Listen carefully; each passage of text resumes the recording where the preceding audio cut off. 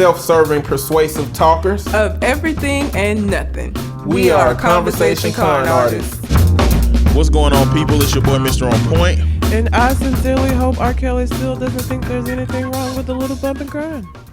Oh, okay. Also known as Calamity Red. That's a lot. It is for a lot. A name. Well, it's a lot for him. We are conversation con artists, back for another wonderful episode. I'm Mr. On Point. You can find me at Mr. MISTER_on point on Facebook and Instagram. And I can be found at red_calamity. Also, we're still doing the listener letter portion of the show. So if you have a question you would like for us to answer on the show, you can send it to our Gmail account, which is conversationconartist@gmail.com. Or you can find us on Facebook, Conversation Con Artist, and send it to us that way. We don't have a letter this week, but I saw a post that I wanted to not necessarily talk. Well, I could talk about it from this perspective, but you might have to do like restaurant. But it said this customer walks in 10 seconds before we close, and she had the audacity to yell, "Yay, I made it. Bitch, you made what? Made me mad?" I used to hate working in retail when people would do that shit. Like, I hated when people would come in, because the thing about it is when the store closed, and if the store closed at 9, you ain't getting out of there at 9. You know, it's shit you have to do before you can leave. So then if you come in right before we finna fucking close the doors and do what the shit fuck we need to do to leave, that is gonna be even longer than now I'm not gonna get to go home because you decided to come in here 5 minutes before closing and shit. And then they don't never want to get like one thing real quick. It's always like, bitch, what are you doing? Why are you getting so much stuff? Can we get this done so we could get out of here? I used to hate that shit. Oh, it was so frustrating. I hated it. I don't know how. What's the average amount of time once a person get in there they stay, in your experience?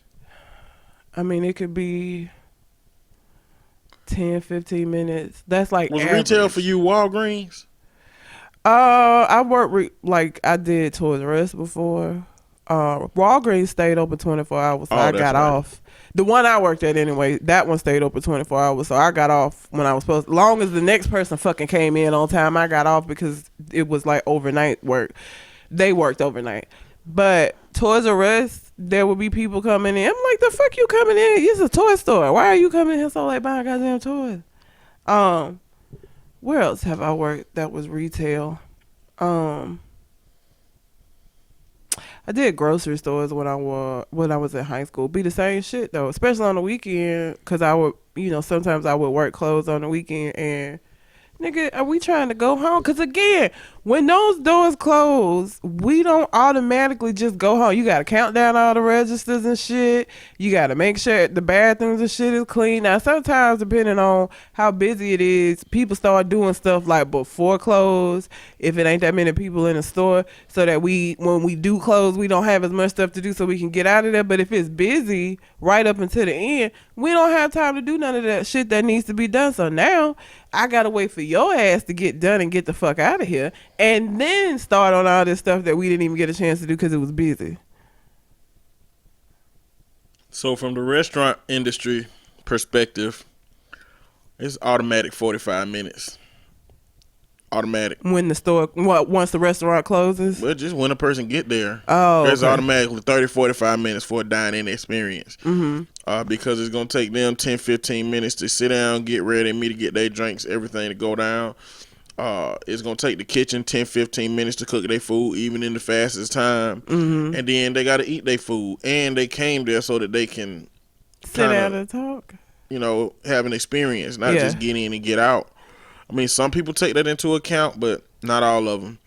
It was something that never really bothered me, though. I'd be ready to go home. Nothing really bothers me, wow, generally speaking. So, naturally, that wouldn't be something that bothered me either.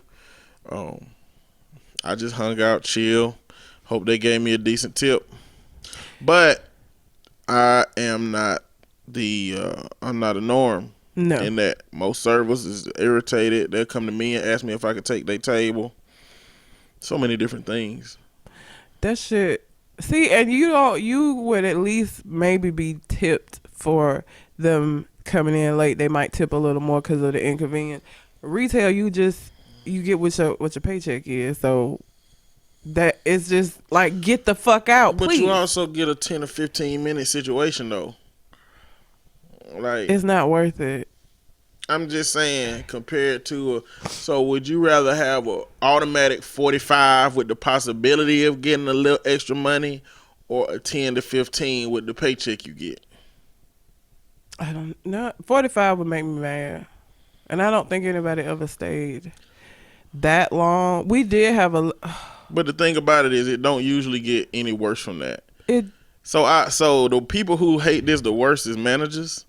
Because when me and my brother both worked at Red Lobster, and my brother didn't care either, so he got a table real late, and it was like they came in like 3 minutes. They came in while the manager was on his way to lock the door. Damn. And he was not happy. And my brother was like, "Hey, this is a war vet, at the table." And he said, "I don't give a fuck if he got shot in the face with an American flag. It's time to go." Look, I was like, "Damn." that's because when I worked at Walgreens, at the end of my shift, even though, like I said, that one that I worked at was 24 hours, this fucking lady, and it's so crazy. I know you coupon, and I have benefited from you couponing. And so on that side of couponing, I'm all right with it. When I worked in Walgreens, I couldn't stand that shit. And this lady came in right at the end of my shift with like so many coupons and so much stuff. And I was so angry because I knew it was going to be a difficult situation, because it never, like, sometimes the coupons work, sometimes they don't. And like, she had a buggy like full of shit. And I was just like, why the fuck at the end of my shift you got to come through the line? Like, and so from then on though, when I saw that lady come in, because she had a like a note, a 3-ring binder that they kept all her coupons in. When I saw her, I would like get off the register and start like facing the aisles, or I would go clean the bathroom or something, so I wouldn't be up front. So then when she came through the line, I ain't have to check her ass out. I hated that shit. I hated couponers. It's the worst. Being on the register when they came through, I hated that shit. And I've gone into stores late, and I've couponed late, but I come in aware. Like, I don't go into somewhere if I got to do all my shopping late. Mm-hmm. And the person who is about to get off don't know that. So the amount of anger that you get from somebody just walking in late is probably there. Mm-hmm. But if it's late or someone's about to close, I go straight in, get what I'm getting, and then I go. Mm-hmm. And I don't go to the restaurants within the last hour. But mainly with restaurants is because I feel like in the last hour your service is compromised somehow. Yeah. I mean, the sweet tea ain't regular sweet tea. It's the unsweet tea that nobody been drinking for the whole day that they just added sugar in because they poured out all the sweet tea, or they ran all the sweet tea. People drank it all up and they just wasn't going to make no more. So they compromised. The stuff that ran out during the day, they got to go back and pour you a little cup of this or fix you a little cup of that, or the dish you ordered, the chicken dish you ordered, the chicken was frozen, so they had to go and thaw it out real fast in the microwave and hot water. It's like your meal has a higher probability of being compromised when you go into a restaurant late at night when they've stopped prepping, they stopped stocking, and when things run out, they just let them be gone. Like drawn butter at Red Lobster. The butter just be like it's gone now. They poured it out. They put it in a container. They took a gamble on the idea that nobody was coming in, and they put stuff up. And so now they gotta patchwork stuff and make stuff for you weird, and it ain't always worth it. I know that from the restaurant side. So like the last hour, I don't go in there. If you can even get good service in that last hour. Sometimes you go in there and they be so intent on leaving that they leave you. I mean, your stay end up being longer because of their negligence. You know, it's like, if you would just bring me everything, let me order, bring me my food, and I can get out of here. But like, when you wait 10 minutes between coming to ask me for my drink because you trying to roll silverware, then you give me my drink, then leave before you let me give you my order, and then you take another 10 minutes because you back sweeping or mopping. Like, you're prolonging this experience. My goal was get them in, get them out. When I asked them for their drink, I asked them, "Are y'all ready to order?" And you know, most people will be like, "Well, we hadn't even looked at the menu. Go and get their drink, bring them back out. Are y'all ready to order?" You know, like, as nice as I can, but you know, I was a good server. Well, I was a really good server. Me and Shogun and Cole Jackson from Government Name went to Twin Peaks last night. Today is Saturday, so this is Friday night. And I don't know if Twin Peaks is a franchise, yeah? Is it like a Southern franchise? I think so. So if you don't know what Twin Peaks is like another version of Hooters. It's mostly white girls. I don't know if all of the Twin Peaks are like that, but it's like Hooters. They wear all of them had their stomach out. They all wear these little crop tops and these little itty bitty shorts and shit. And but the reason we wanted to go is because he gonna get so upset. But I can never remember which one Cole is. I don't know if he's a vegan or a vegetarian. I can never remember. And he gets so upset. But I guess I'm a vegetarian, maybe. Because vegan is the one where they don't have any animal products at all, yeah. So he's a vegetarian. And so they have a Beyond Burger, which is supposed to be this really good vegetarian burger that I don't know. So he wanted to go and have that. So we met him at Twin Peaks. And the server that we had, first of all, she was training somebody, which is fine. But the girl who was doing the training was like nuts. Like, I don't know if she was on coke. I don't know, but she also, I don't like when white people do this. I don't like when they interact with black people and feel like they have to like say like black shit or like just talk regular. Like, you know, Cole makes jokes all the time. I forgot what it was that he misunderstood something or something. He was like, well, you know, I can't read, or I'm stupid or something he said. And she was like, don't you say that. Don't you dare say that. Then she said, you is kind. You is smart. You is important. I don't have a problem with white people doing stuff like that. This shit is irritating. Shogun got fed up with it at one point, and she was saying something about, you know, we're not gonna call the popos, and he was like, we don't call them popos over here. We just say police. So this was the whole time. Every time she came over to the table. So do you think that she was like that, or she just did that because y'all was black? I don't know. It was hard to tell because of how hopped up she was. Like, she was so like, just this was like the trainee. No, this was the trainer. The trainee was chill. The trainee was just kind of there. Like, she was just there. I don't even know that she even said anything. I don't have a problem when white people know something from black culture and then use it appropriately in the right context, even if it's off-putting. I mean, it doesn't really bother me. I don't like it when because it's like, if it's like just a natural thing, she kept doing it. It was like weird. Like, she made it weird because every time she came over to the table, she would say something else. She started doing, what is this dance where I don't know what it's called. Millie rocking. Millie rock. She started Millie rocking for no fucking reason. Like, she was talking about something else and just started Millie rock. Like, she was just really weird. Like, she was hopped up on something and don't know. Because she had said she hadn't eaten all day. Usually when people don't eat, they are low energy. She was like on 10. It was crazy. Like, so every time she came to the table, it was something else. And we were all just kind of like, fuck is wrong with her? Like, what is her problem? It just was weird every time she came over. And she had 333 tattooed on her hand. So Shogun asked her if she was like half demonic or half something, because, you know, 666, and then she was like, no, you know, 3 is just a really important number. Everything happens in threes. I keep seeing threes in my life, you know, the Holy Trinity. Like, just, she was a weird girl. Weird people in life. Huh? There are weird people in this life. like I said, her trainee was just kind of like there. Like her trainee was chill, but she was nuts. Like she's on 10 whole time. It was weird. Like, and she kept just making these little statements where it's like, stop, you know, what is wrong with you? Just she was weird. The food wasn't. I just went because I wanted. I didn't realize. I forgot it was like National Margarita Day yesterday. So like they had I had a $4 margarita.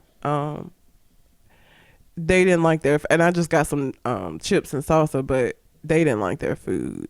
Cole liked his burger, but they gave him like a itty bitty amount of sweet potato fries. And then Shogun didn't like his salmon. He didn't like it. It wasn't good. I wouldn't have ordered salmon at Twin Peaks, but me either. I think it's certain places where it's like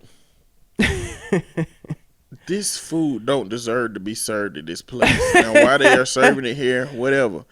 But a restaurant that emphasizes titties and ass. Yeah. When you walking around, salmon is too good for that place. I don't think it's quality salmon. I don't think it was good. He didn't like it. It wasn't good. Like, what I know, it's so you need to get wings and chicken tenders from them places and burgers. Or a burger. I got, they had, I forgot what kind of sauce. It was a weird salsa. It was some kind of something. I don't remember, but it was all right.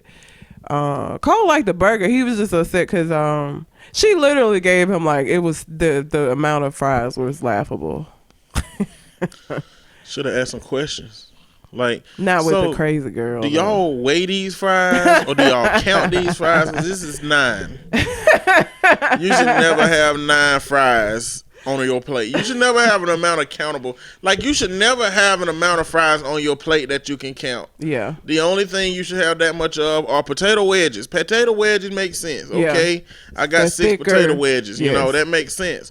But for fries, there should be an amount that you don't automatically think you should count. If there are enough fries on your plate where you think you can count them, they ain't stacked high enough. That's wrong. You need to go. You need to tell your server, hey, how do y'all actually measure out the fries? Because this seems like an unreasonably small amount of fries compared to the amount of burger.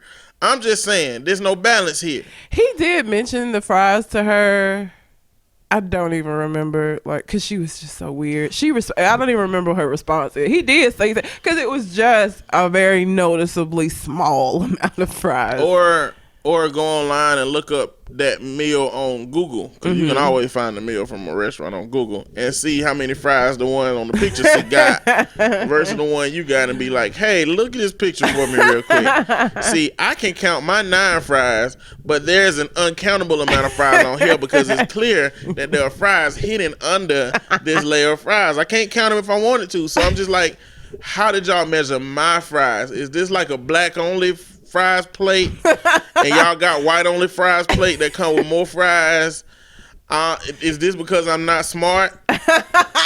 I'm not kind and I'm not important? Like, is that why I got these little fries? It's like y'all got like the special me plate version Beyond Me burger that you sent me or something. Like, I don't understand what's happening here, because I just came here for a regular meal, and I don't feel like these fries are gonna complement how much burger I got.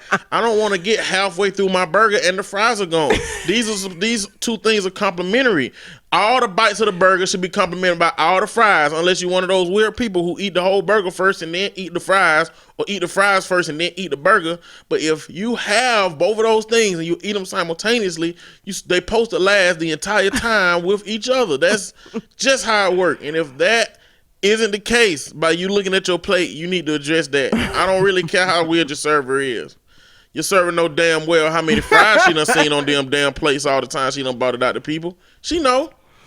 Well, like I said, he did say something to her, but I don't even remember what her response was because she was being so fucking weird. So I don't know. It was weird, but it was interesting. She made it interesting because every time she left, we was just like, Coke? Like, is it like what is she on? Because she on something very clearly. Because she was just on 10, and she had said, I mean, she had worked a long shift. Usually, again, people get low energy. She was not at all. Maybe she had a bunch of coffee or energy drinks. Them energy drinks be. If you don't really fuck with energy drinks and coffee, it put you on another level. Oh yeah, you had Like that I told you experience for with Thanksgiving, when I drank that Starbucks homebrew coffee, I was dancing in the middle of the kitchen like Carlton did on that episode where he took that speed on the Fresh Prince. I was gone. It was a chair in the middle of my kitchen. I was just motherfucking spinning circles around that bitch. I don't even know why.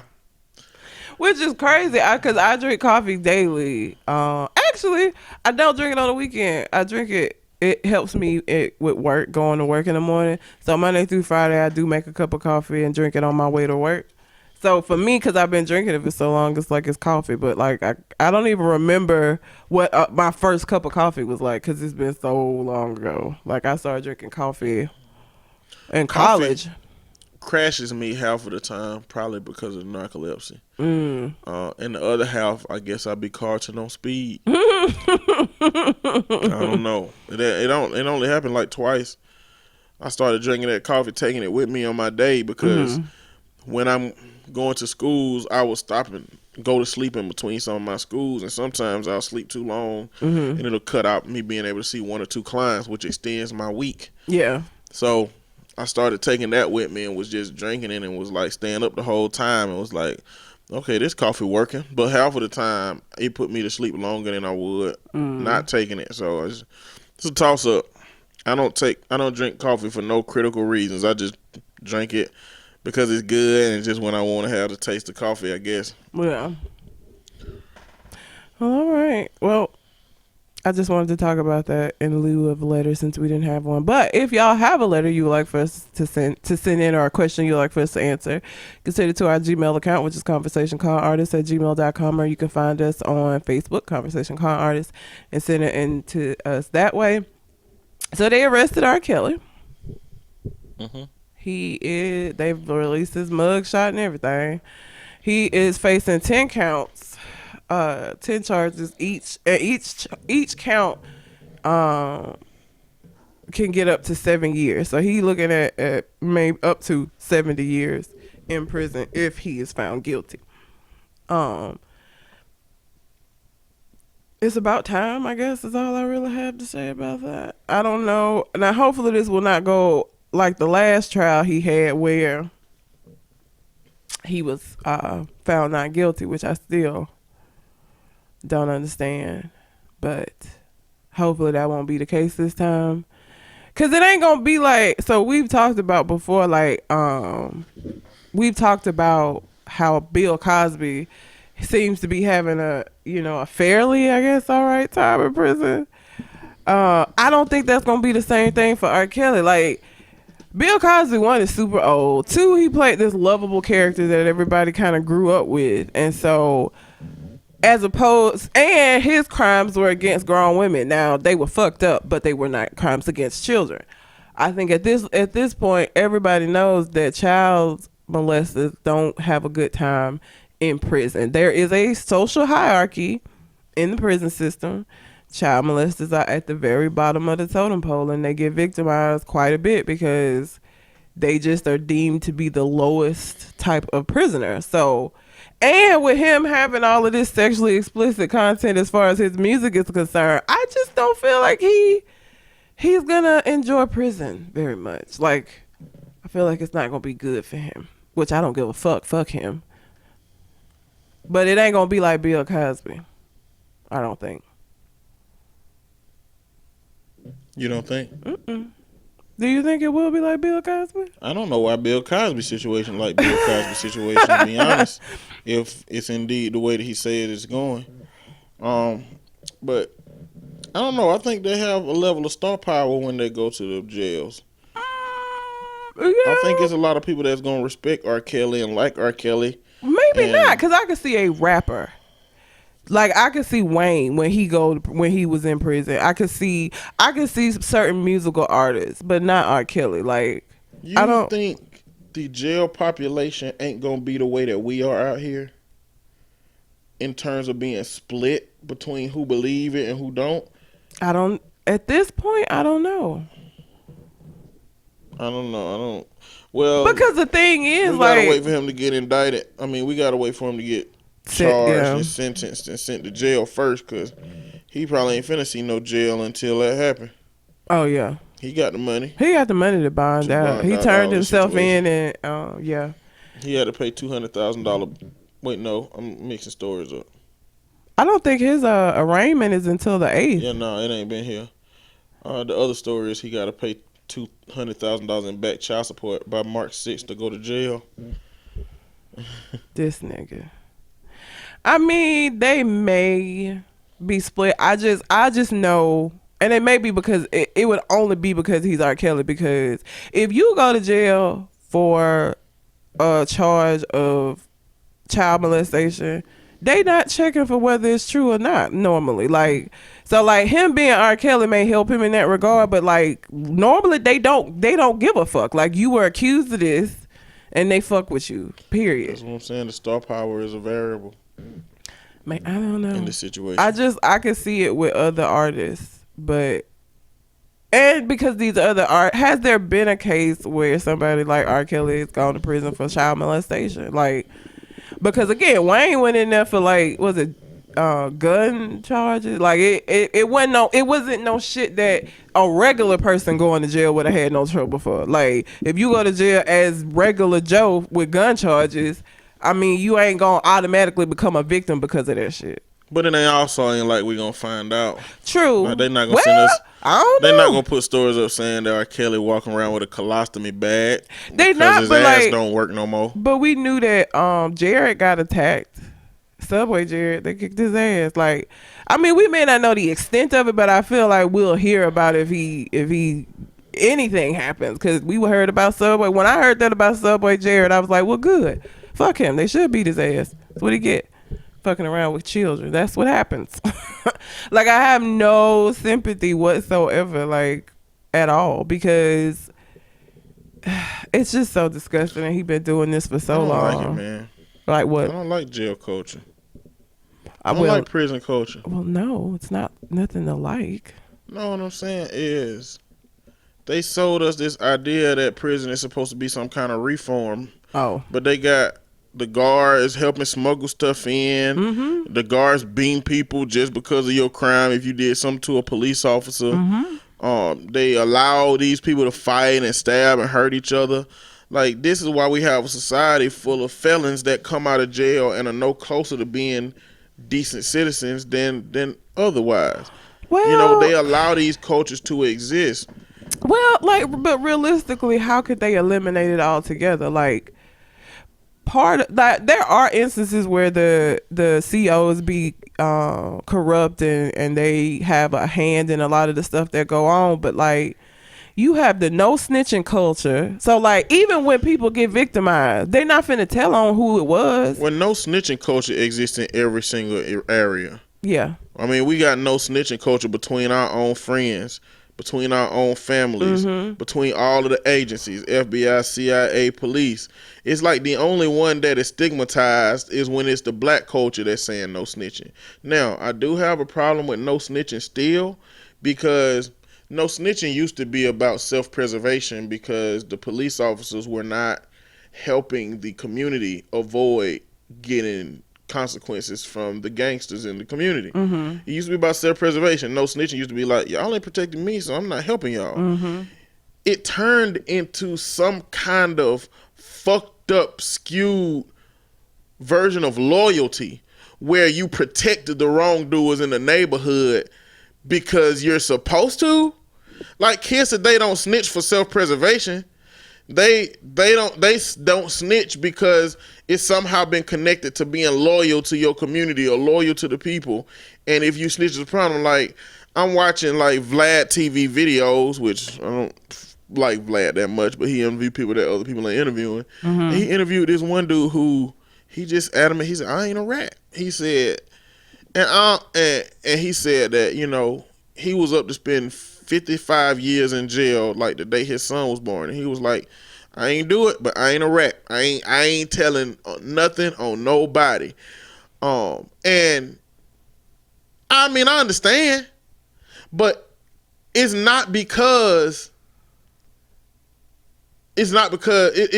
I'm loyal to these people who didn't give a fuck about me going down like this. Yeah. I don't like that, but there's also another side to it too, because it's another dude on Vlad TV interview named China Mac, and it's a Chinese dude whose dad actually snitched on like some gangsters. Are you out of New York? Mm-hmm. I saw. I'm gonna get to. Go ahead. His daddy snitched on some gangsters, and he said, you know, if you are a man who think you done got in too deep, think you done got your family in too deep, and you're snitching to protect your family, protect your life, protect everything you have, he said, I understand that better. I would never do it, but I understand that better. And the reason that his perspective is because his daddy snitched and disappeared and left his family out there. Damn. He said he done seen people's family get killed because they folks snitched, and his daddy disappeared. He never saw his daddy again, I think. And his mama and him and his siblings were just out there paranoid, scared, didn't know what was going to happen because clearly it's one of them things that everybody knew. Mm-hmm. But he said that, and he was talking about Tekashi 6ix9ine, you know what comes along with this life when you participated. Mm-hmm. Whatever trade-off you think you're getting from being a part of that gang life, whether it's money, whether it's women, whether it's notoriety, whether it's fame and popularity, whatever you're getting, the trade-off is you're expected to be silent for what you get from it.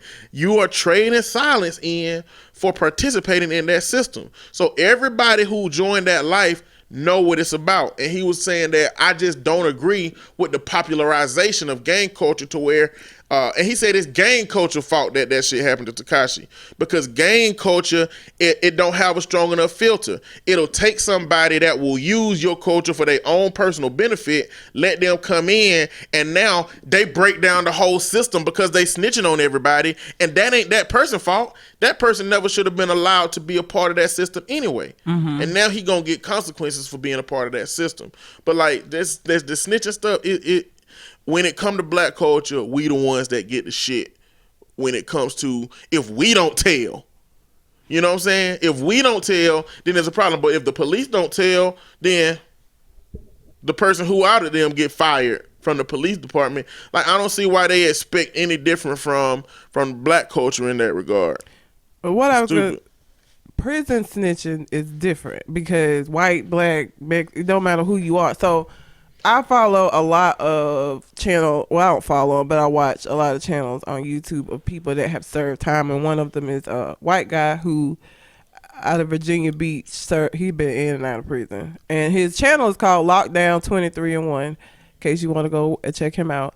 But his channel name is because when you're on lockdown, you in the cell for 23 hours, out for one. So Lockdown 23-1 is the name of his channel. But he actually talked to a guy that was in prison with China Mac before, and he was talking about the whole Tekashi 6ix9ine thing. But he has done many videos on the fact that snitching is so even if you snitch and tell, like, if you get jumped or beat up or whatever, and you go and you tell your CO, and they do listen to you, and they transport you or transfer you to another cell block, or because a lot of times you're not going to get transferred to another prison just because of overcrowding, but they may put you in another cell block. The problem is that it's not like other folks can't talk from cell block to cell block. So what happens is, you get moved to another cell block, but it follows you that you snitched on somebody.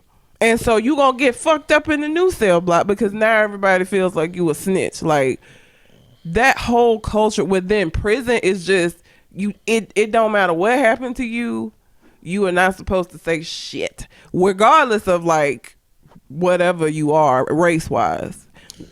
Within the prison system, it's just no snitching, period. Like, and so even if the COs are believe they gonna help you or try to protect you within the means that they can. Other than putting you in solitary, which they're not gonna do, once they get out that you told to get moved, because once that person who get in trouble for fucking you up, everybody know you told. How else would they know? What do you think would be better for us as a society? I mean, clearly jail can't be goddamn college. No. But would it be is what happens in jail the punitive measure of why people go to jail, or is going to jail just supposed to be them not being in the general population and being restricted? I think it's just not being in the general population and being restricted. Because, like, so again, you know, I watched my documentary Queen, and what is the name of the documentary? It was a series that went to jails, prisons all around. It was like the worst jails in the world. America, as bad as the prison system is here, is not the worst. Was it Guatemala? There was a prison in like South America.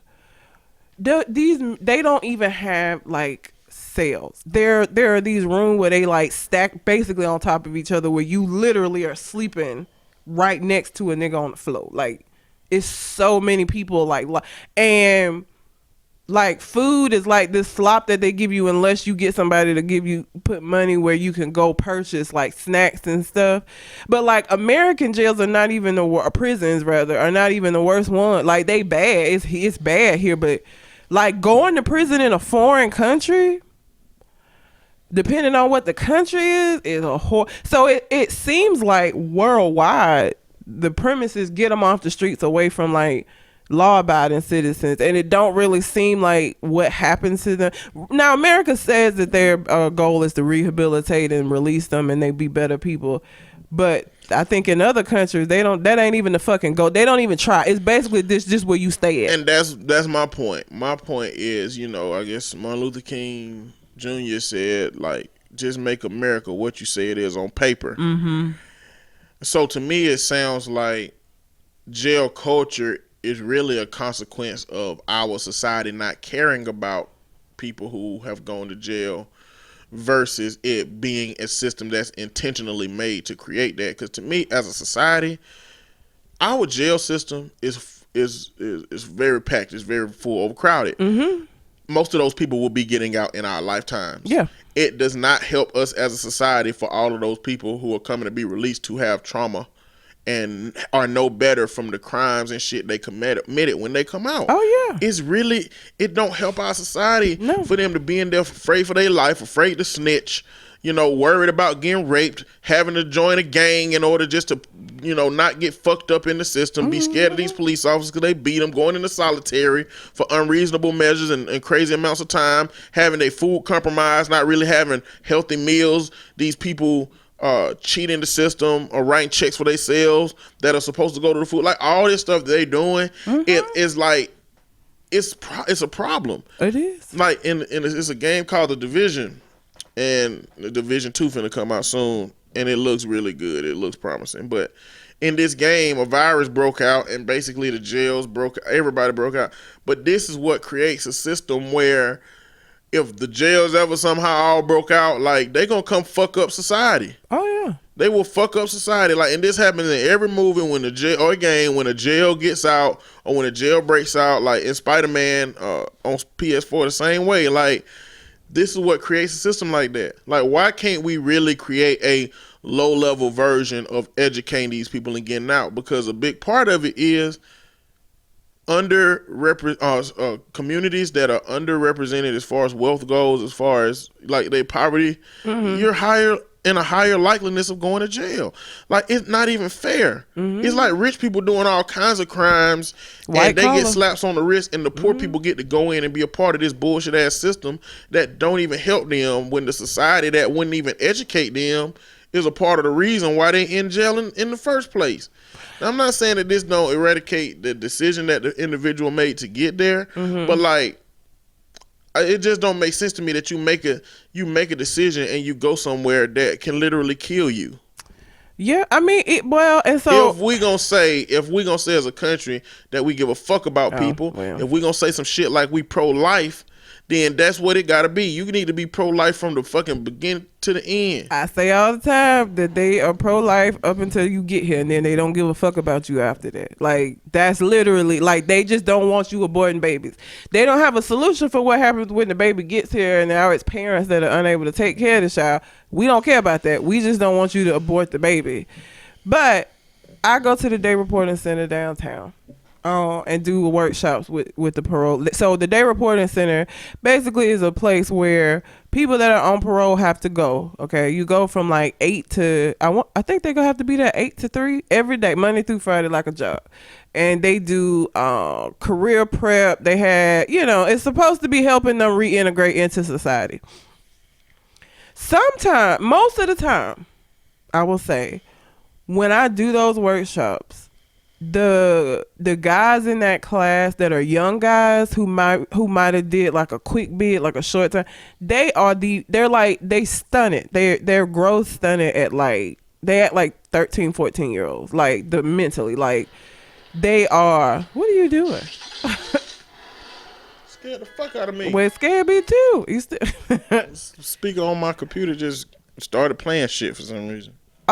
Mentally they're disrupted, so I was doing a thing on on healthy relationships. I did this on Friday, and there was a bunch. I can always tell how it's gonna go depending on how many young guys are in that particular class, and it was a lot of them. But one of them, I was talking about how I feel like everybody should keep their hands to themselves. I feel like at the same time that we are teaching our boys that they don't put their hands on women, I think we need to teach our daughters to keep your fucking hands to yourself, because there's too many situations where we will have women who, slap men in the face and do all of this shit because, as a society, he ain't supposed to hit you back. You know what I'm saying? So I have a problem with anybody putting their hands on each other. So as I'm talking about this, one of the guys was like, oh, I like when they fight back. And I was like, okay, well, it sounds like, so when they get in trouble, they get dipped. Basically, it means you have to, not prison, but you go to jail for a certain amount of time when you aren't abiding by the rules of the program. And so I was like, that sound like you about to get dipped. Like, I probably won't see you again. And he was just like, I don't give a shit about going back to prison or jail. Like, I don't care that don't put no fear in my heart. And I was just like, just young. Now, the older cats that be in there that done longer bids, I feel like they a lot more determined, like, not to go back maybe, and they not as disruptive. But them young dudes that do like real short amount, like, little 2-3 years here for like possession of whatever, they are so much more not mature. Now I did a class where you could tell this poor little boy, I think he may have been like 19, 20, real little small dude, obvious that he had been victimized. Like, he was very quiet. He didn't maintain eye contact. We always bring them some kind of a snack to the workshop, and they always, I think I had chips that day, and he came up to get the chips, and he was just real, just very submissive. And you could tell that he had been victimized. Now, him wasn't disruptive. He was like not trying to draw no attention to himself whatsoever. And I felt bad for him because I could tell that this was a habit he had to have from being in prison and being victimized. Like, it was very obvious. So, like, I don't know. In dealing with some of them, there are people who, if the prison system was set up the way that America says that it's supposed to be, then they would absolutely be helped. But there are other folks, I feel like, that it just wouldn't. They still just young and stupid. And you know how you tell a kid not to touch a stove, and some kids be like, okay, and then other kids are just like, they're gonna run up and touch it anyway. You can't. Telling somebody not to do something don't ease the curiosity that comes along with wanting to do it. So you kind of gotta let them do that shit. It's real easy when it comes to touching a stove, because if a kid touch a stove and burn their hand one time, they never touch that shit again. But prison, I'm not gonna do nothing. Listen, I spend my life making sure my black ass don't go to. I don't want to go to prison. It don't. What I would say to that young man if he told me, man, I don't got no fear for going to no damn prison. I don't give a fuck.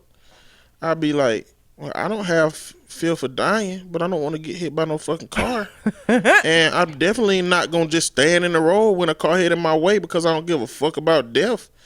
Like, I'm still going to step to the side. Your motherfucking ass need to still step to the side when you can avoid them situations. This the kind of shit that going to leave your ass in jail for the rest of your goddamn life. He talking about, it's tax time. He trying to find some woman, to spend her tax money. He was saying that shit in jail. These are men who are out on parole that are they have to attend the day reporting. So they have different phases. When you first get out and they allow you to be in this program, phase 1, you have to go 5 days a week for most of the day, and they provide all of these different programs, workshop. Like people like me come in and talk to them.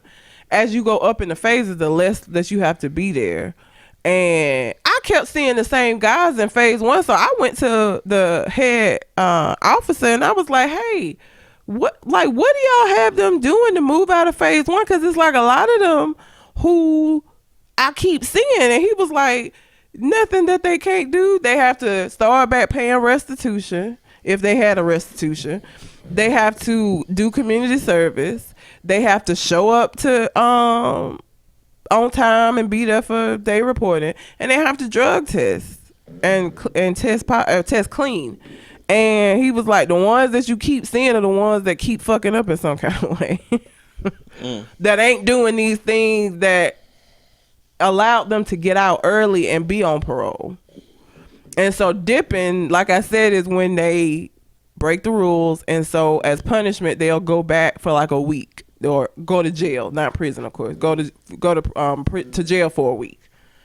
And they just, working with them dudes, man. First of all, I fucking hate it because half the time they not listening to shit I said. They fresh out, and I'm a woman, and regardless of whether I was attractive or not, I got parts that they haven't seen, and however long they was fucking locked up. So it's an uncomfortable feeling for me just in general, because it's like 20, 25 guys. Sometimes there'll be like 1 or 2 women in there, but most of the time it's just a room full of niggas, dudes, because there's white men, black men. But I hate that shit, man. But fuck R. Kelly. Yeah, R. Kelly definitely don't need to be out here on these streets. They need to teach that motherfucker how to read. Probably couldn't read these goddamn IDs if they even gave it to him. Be like, words and numbers together? Damn. I can't only handle one or the other. Where's my pipe? We gonna see what happens this time, because I mean we've been through this before with him, and he was found not guilty. The only reason it didn't happen is because the girl who's supposedly on the video sat down there and said it wasn't me, and her family sat down there and said it wasn't her. And now the only reason he been indicted is because they got 2 women who testified to the grand jury. Now that could be different by the time they get to testifying in front of R. Kelly, because he might have had somebody reach out to their family and pay them that loot. What would you do if an old man abused your child and reached out with an amount of money that'll change all y'all lives forever? I don't give a fuck how much money it is. What if your child was saying, we should take the money, mama, we been struggling, we need to live a better life? You stupid, you're a child, why would I listen? Okay, that's harsh, but you're a child, why would I listen? I don't care, because of course a child is gonna look at the money and think this gonna make our life better. As an adult, I have to look at what that says to that child about what happened to them. My child ain't for sale, and I don't ever want them to feel like they are. Now, what if your child is adamant about not taking the stand? Like, would you force your child to take the stand? That's a tough one. Like, what if your child really don't want to relive this, and you do have an opportunity to help your child through this? So there are ways. And I mean, unfortunately, sometimes the defense will block this, but it depends on the lawyers, really. There are ways for the child to be deposed by a judge, and then the deposition gets put into evidence, as opposed to the child having to testify. Now, sometimes defense lawyers are dickheads, and they'll say, oh, my client has a right to face his accuser or whatever the type shit. And so sometimes then it's still like where the kid has to testify. I would do as much as I could if they just really didn't want to relive it, to make sure if they could do a deposition, I would try that route where they didn't have to face them, because I wouldn't want to face somebody that abused me. So but I would still want justice for my child. I would still want that person to pay for what they did. Like, my problem with parents, if you knew that they wouldn't face that justice if your child didn't go on the stand, I can't say. I don't know. That would be a tough position for me to be in, because on the one hand, I would not want to cause my child any more pain than they have already been through.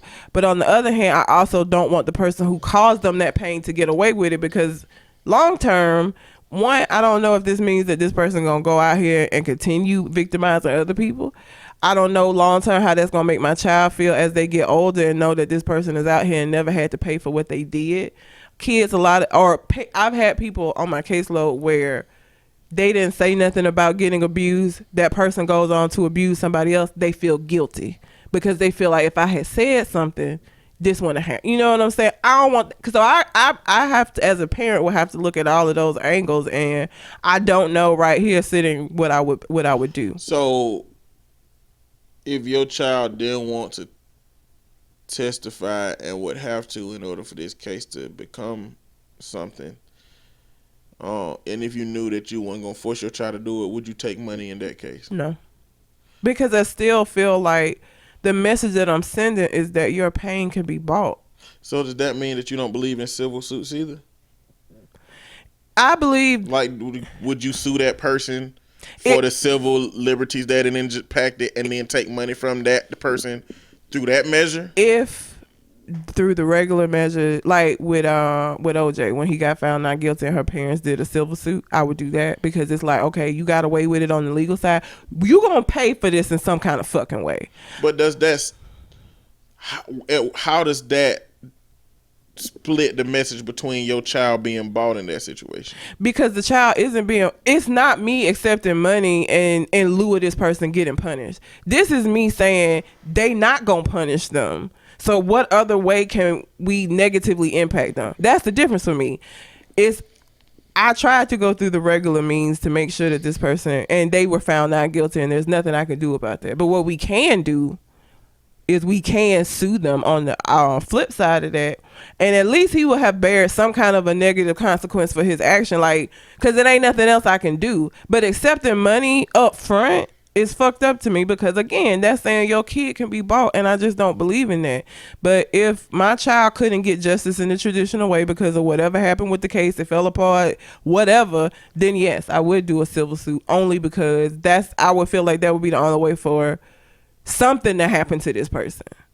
You know what I'm saying? But accepting money up front is just fucked up. I think that your kid being bought, like, that pain has a price on it. You pay me this amount and okay. And I just don't agree with that. I just don't. I can't see me sleeping at night knowing I did that, regardless of how much that would help our family out, at what cost to that child. And even if the child is saying they okay with it today, you know how people change their mind when they get older and start understanding shit from different perspectives. And then what do I look like as a parent, as your mother? I accepted money. You know what I'm saying? Like, I just don't ever want to have to answer them kind of questions from my child when they get older. Like, I want to be able to say I did everything that I felt like I could do in the way that I felt like was the best way. I don't ever want it to be a question of, I just basically sold you to the highest bidder type shit. And that's what that would feel like to me, except the money up front in lieu of a trial, just because you don't want to face the consequences. So you just going to pay us off to make this go away. No, it ain't going away. No, I want everybody to know that you a fucking pedophile. I want you to be publicly embarrassed. I want all of these things for you. And then if we don't get justice, then we'll do the civil suit money route. But that's like only because we couldn't get it the regular way. Would you accept money up front? Nope. I don't know how you can sleep. Like, I just couldn't do that to my kid. I got integrity. Yeah. And that's what it is. It's a lack of integrity, because I just don't see how you could not see something wrong with that. So, yeah. Nah, I wouldn't do that. Fuck that dude. But the reason I was asking these questions, because I was calculating the likelihood of these women who are testifying being given enough money to say, well, it ain't that big a deal, or, I mean, I guess that's kind of a person to person, I don't know. I guess you just never know till the end result come out. It's crazy though. It is. But I hope they lock his ass up this time. Even if it's not, even if it's for a short amount of time, I just feel like he deserves to have his freedom taken, regardless of how much time it is. I would prefer he get the max for every count, but I would just accept him being found guilty this time and serving some amount of time as opposed to being scot-free again. Bitch ass nigga. All right. On thegrio.com, there's an article that says 7 reasons why I know this terrible Black History Month is payback for our glorious Black Panther celebrations last year. Listen, I don't know. Been the worst Black History Month ever. Well, I don't know. Maybe every Black History Month be this bad, but we become hyper vigilant and focused on stuff this year. I don't know. I have to go back and look and see, but like, there has not been a greater compilation of Black-related bullshit that I can recall during this month in some time. Yeah. And I do think that because we're hyper focusing on it being Black History Month, we connecting it all more easily and more readily. But I was just gonna go down this list of things going on. Okay. And some I didn't know about. The first one I didn't know about: Miley slithering back into hip hop. Oh yeah. So who told? Somebody sent me something about that this week. I don't. Oh God, Miley Cyrus is such a terrible person just because she did exactly what the fuck I thought she was gonna do, and what the problem is with what she did is that Black people can't do that. Miley was doing country music and was a host of Hannah Montana. Then she twerking in videos and hanging out with rappers and shit. Then when she got tired of it, she got to go back into her whiteness and be accepted back into the fold, and she fine. If niggas let her come back again, oh my God. And the last time she did this shit, her little boyfriend broke up with her. They married now, so I wonder if he gonna divorce her ass if she be back out here twerking her ass and having dildos on stage. Her concerts were disgusting during at that time in her life. Like, she was doing a lot. Fuck Maybe her. she's grown. Culture, no, fuck her. Fuck Miley. What you gonna say, culture vulture? Because that's what she is. Like, I don't like that shit. I don't ever get to be removed from Blackness when it's convenient for me. I never get to do that. Ever. Like, I'm Black every fucking day of my life. Good, bad, ugly, otherwise, I have to deal with it. She getting to remove herself and only benefit from it, and then when she get bored with it or tired of it or get tired of people talking shit about her, she get to move back into her whiteness, and it's fucked up. Fuck her.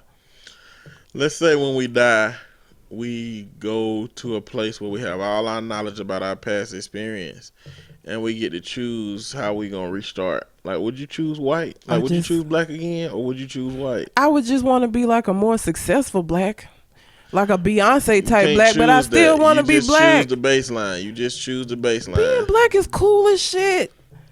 If I still gonna have the knowledge that I had, I don't want to go to unseasoned food and shit. I don't want to do that. Like, we're just cool as shit, which There's is why a lot of cool ass niggas living under bridges. I know, but it ain't no guarantee coming back white that I wouldn't be in a trailer park somewhere. But it's a guarantee coming back Black, your ass gonna be subject to more scrutiny than your white counterpart. I'm used to that. But if I could come back a Beyonce, hell, a Michelle, okay, then fine. What if you could come back a famous white person? What does that have to? It's still gonna be. I'm just saying, what if you had the toss up of maybe being Black and getting something, but knew you could be successful being white? No, there's nothing that would make you say I'll choose white. I just don't want to be a white. I can't imagine. I just can't see it. I can't see it. And maybe it's because I've only known Blackness. I don't know what day-to-day white life is like, other than they don't get the scrutiny that we get. But, like, they got a lot of fucked up shit going on. And, like, I don't want to... I just can't see a world where I would choose to come back white. You would choose to come back white? Nope. I had this conversation with one of my kids on my caseload. They pretty much said they couldn't conceptualize why I would want to come back Black. And I was like, well, I don't know how I feel to be white. They might be suffering.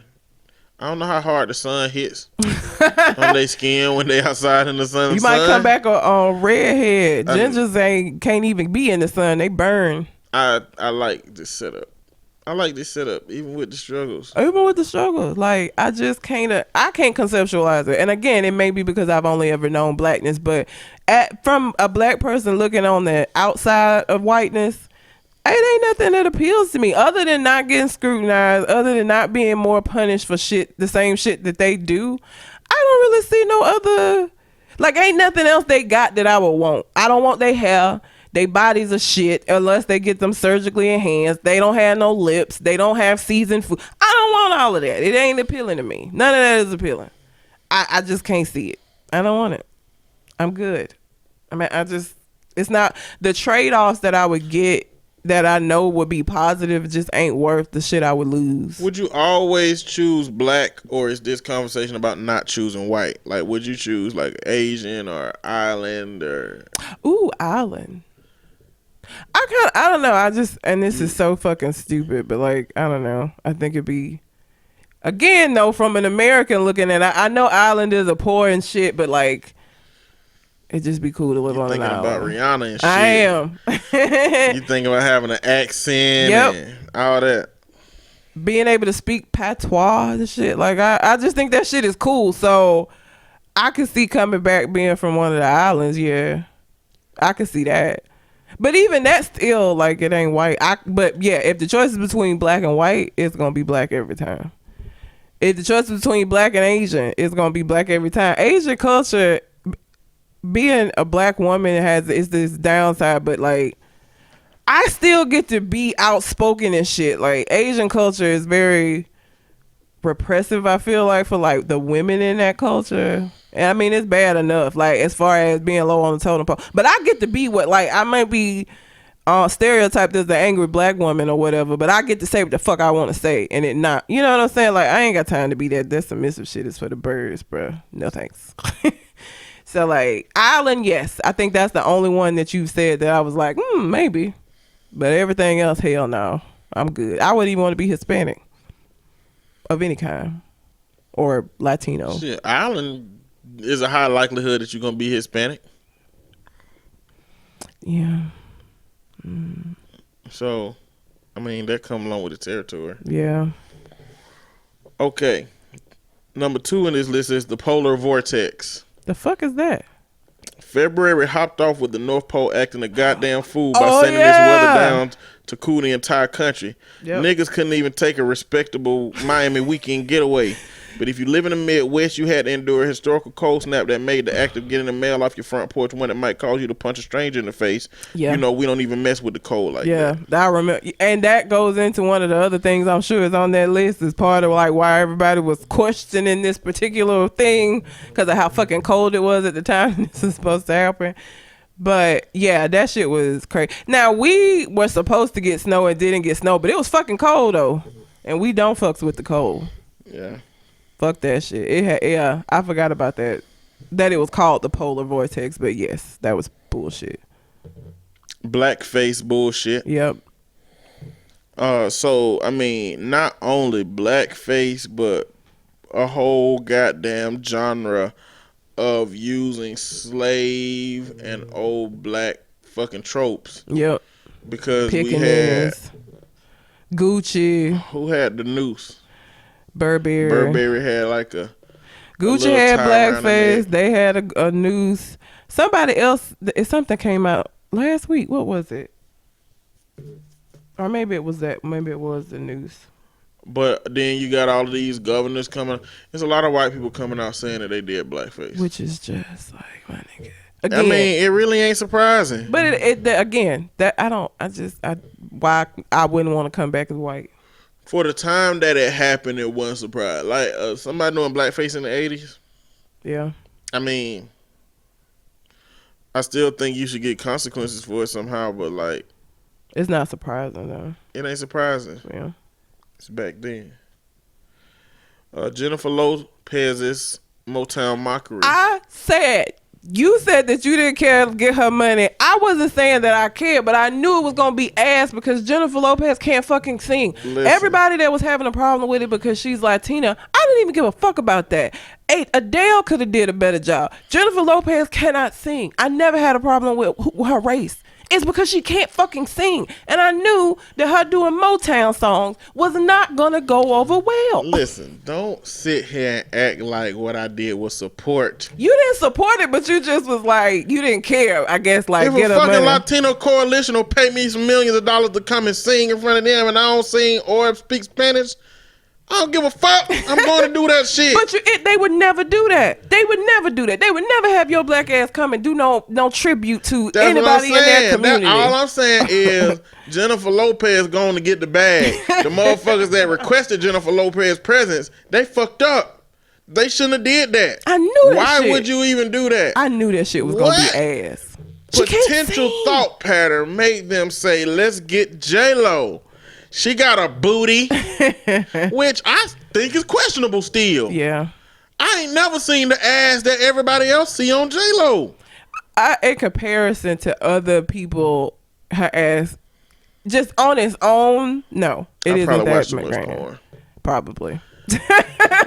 Your expectations are too high. Like little asses in porn is like bigger than regular big asses out here. I probably got a skewed perception of the probably situation. what it is. But again, everybody was having a problem because she was doing it. Like the people who had a problem because she's Latina, I didn't care. I'm telling you, Adele could have done it. I would have been just fine because Adele could sing her fucking ass off. Sam Smith, my issue always was Jennifer Lopez cannot fucking sing, which means that she gonna take these classic Motown songs and fuck them up. And that's exactly what she did. Everybody was upset and talking shit about her the Monday after the Grammys. And I knew that shit was gonna happen because I knew it was gonna be ass because she can't fucking sing. She never has been able to sing. She never will be able to sing. She has a big ass and she can dance. And she's aging pretty well. That's it.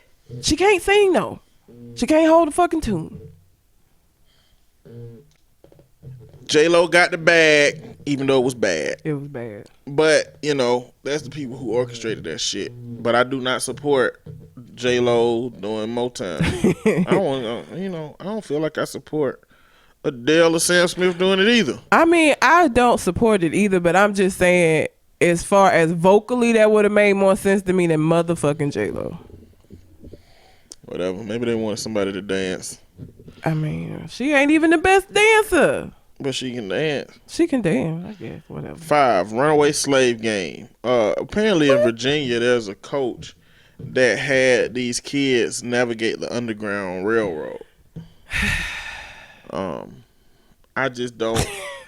I'm going to continue to stick by my point that white people just don't know. They just don't. It's so many of them that don't know. Oh, that's so problematic. It's like in the news that I watch, they keep talking about the same thing over and over and over and over and over and over and over again, and I'm tired of hearing it. But I still meet people who ain't heard it.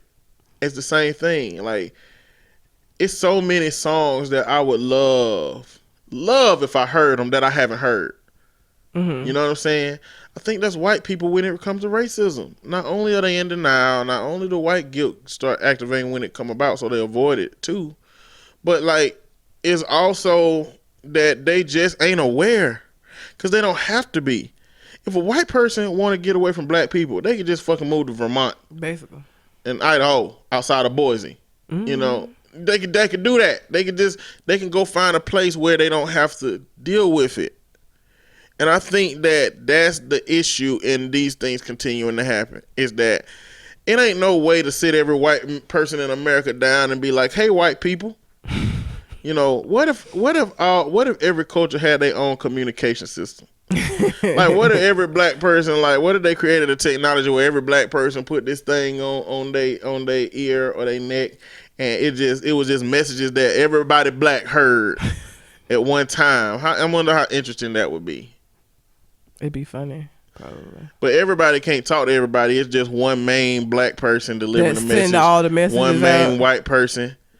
You know, like be interesting in interracial homes. It would be. You get all the messages. Hey, honey, did you get a report about a revolt today? What? Okay, never mind. I was just joking. That would be an interesting thing to see in an interracial home. It would be. I wonder if maybe that's a good book premise. Be interesting for sure. And the story will focus on an interracial couple that had different messages coming to them. Fuck up their relationship. And have to decide whether or not which ones they gonna share with each other and which ones they just gonna be like, oh, I don't know this shit. They didn't say nothing. Like, wake up every morning. What messages did you get yesterday? They didn't say nothing yesterday. They said that Kool-Aid was going on sale at Walmart. It said fried chicken. Well, like Popeyes got a fried chicken special going on right now. Like, I'm racist now. Yes. Okay, but motherfuckers keep doing shit like this just because they ain't aware, even though they should be. Number 6, Liam Neeson wanted to rock you niggas. Oh, Liam Neeson saying he was looking for Liam Neeson's? Poor Liam Neeson. Neeson's? Yeah.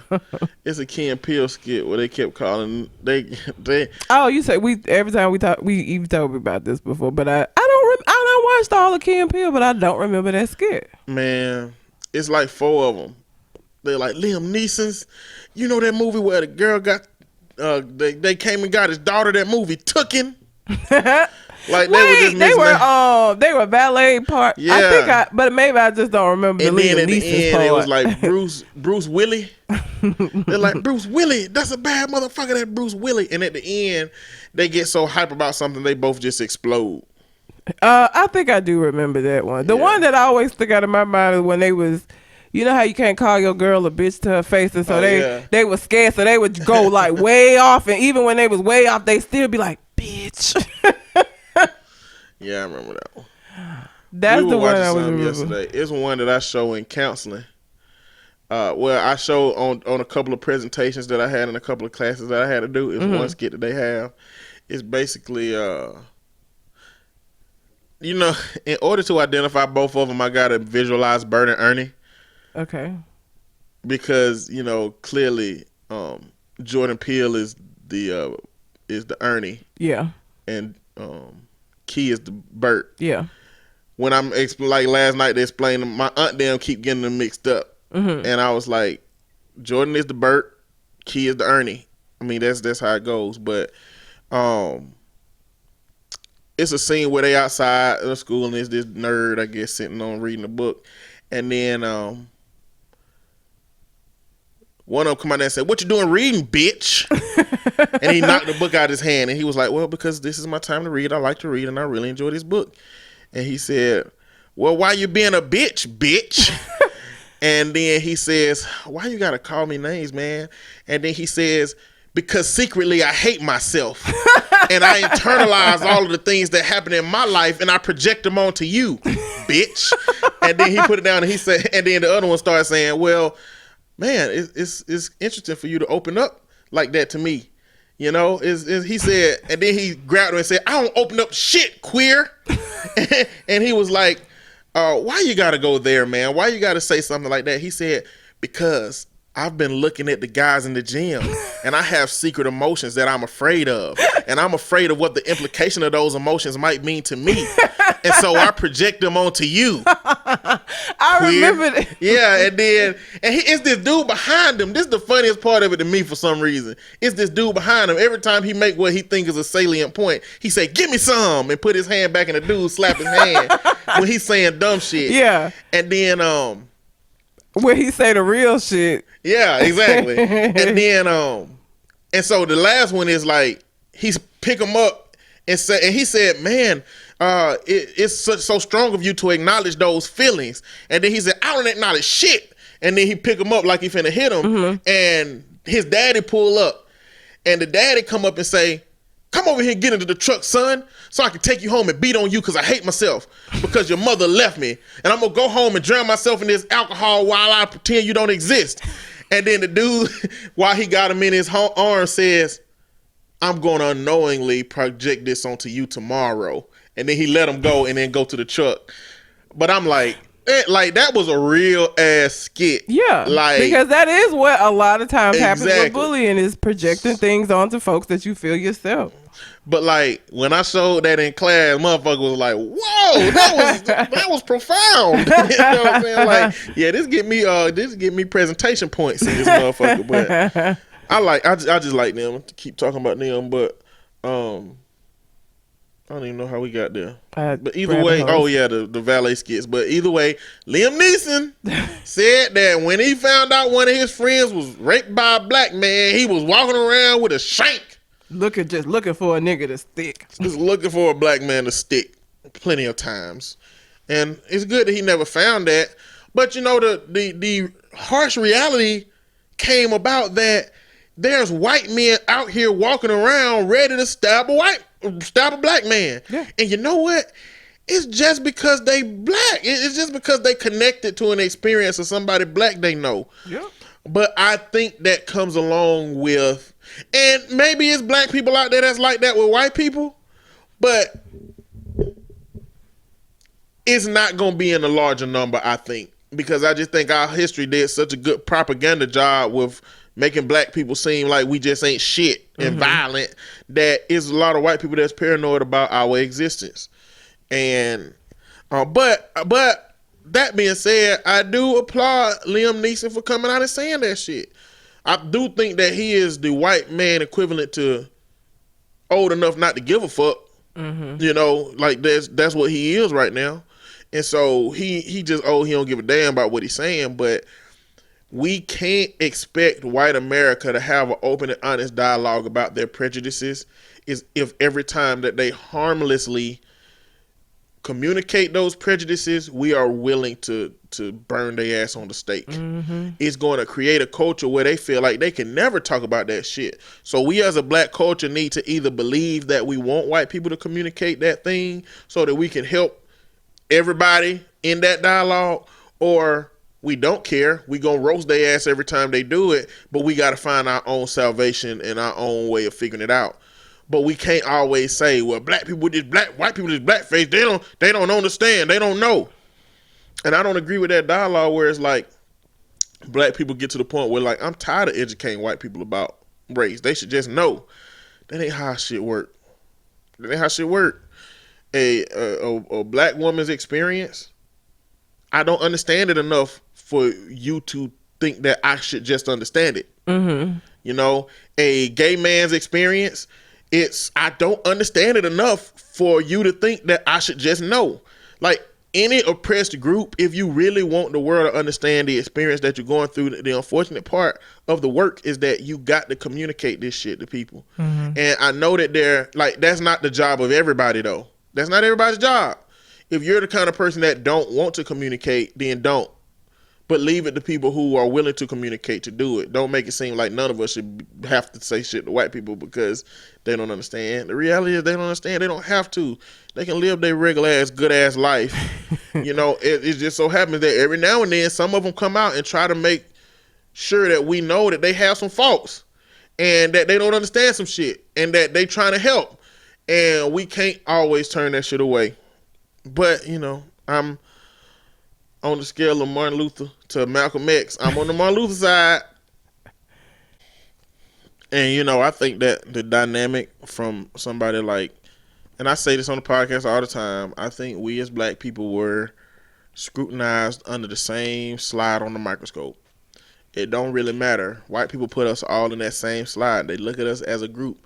That's why somebody like Liam Neeson can hear that something happened to his friend and a black person did it and not say, I'm going to find that black person like his motherfucking ass would have did on Taken. But say any black person can be responsible for this shit. You know, that's like the job that was done on us. We don't even look at white people like that. We look at ourselves like that, but we don't look at white people like that. Like that shooting we talked about last week, the black man that did it, like it's just one of them situations where like, God damn, why he gotta be black? White people don't look at other white people and say, be mad because it's their same culture. They've never had to be scrutinized and put in their culture. All of them, they get looked in the microscope on their own slide. Like each white person got their own slide. But black people all got the same slide that we being looked at in through that microscope. So it's garbage.